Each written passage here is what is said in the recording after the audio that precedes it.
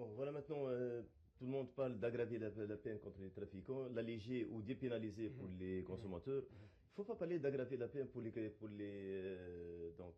dealers pour une simple raison, c'est déjà très grave les peines pour le trafic de stupéfiants. Ça peut arriver, comme l'a dit Monsieur le Président, à la peine, bon, plutôt à la perpétuité. Perpétuité, et le minimum c'est 20 ans quand il y a trafic dans une bande organisée. De 10 à 20 ans lorsqu'il y a export ou import de stupéfiants. Et le minimum c'est 6 ans lorsqu'il y a trafic de stupéfiants. Donc c'est déjà très grave. Il ne s'agit pas d'aggraver la peine, il s'agit d'appliquer la loi. Mais pour les consommateurs, donc une peine d'une année comme minimum, parce qu'on ne peut pas appliquer l'article 53 c'est-à-dire atténuer la peine, là c'est grave.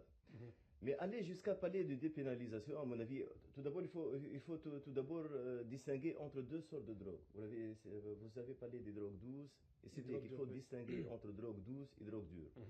Drogue dure, c'est 3 essais, et par la suite, c'est la dépendance physique et psychique. Et ce n'est pas remédiable facilement. On a besoin de plusieurs cures de désintoxication. On peut arriver à des overdoses, etc., qui peuvent entraîner la mort. Ce n'est pas le cas, par exemple, du cannabis. Personne n'est mort par le cannabis, sauf si c'est indirectement, par exemple, comme un accident de la circulation. Sinon, ce n'est pas aussi dangereux pour la santé. C'est dangereux peut-être parce qu'il peut pousser les gens à voler, par exemple, pour avoir de l'argent, pour acheter, ça c'est vrai. Ça nuit à la santé, bien évidemment, ça nuit à la santé. On a remarqué quelques maladies psychologiques qui sont liées au cannabis, ça c'est vrai. Mais c'est beaucoup moins dangereux que les drogues douces. Alors, à mon avis, il faut distinguer. Les drogues dures, je veux dire, voilà, c'est ça. Donc, il faut distinguer entre les deux sortes de drogues. Pour le premier cas, ce que la loi ne fait pas actuellement. Parce qu'il y a ce tableau B et tous ces produits-là sont dans répertoriés de la même façon. Voilà, donc c'est la même sanction, c'est toujours le minimum d'une année 1000 dinars. Donc, à mon avis, il faut faire cette distinction et rester sur la même sanction concernant les drogues douces, dures, je veux dire, pardon. Il faut protéger la société. Il faut protéger l'individu, bien évidemment, mais il faut protéger aussi la société. C'est très dangereux. Vous savez qu'une dose de drogue douce ou dure, je veux dire, depuis quelques années, coûtait 200 dinars en Tunisie. 200 dinars, c'est pas rien.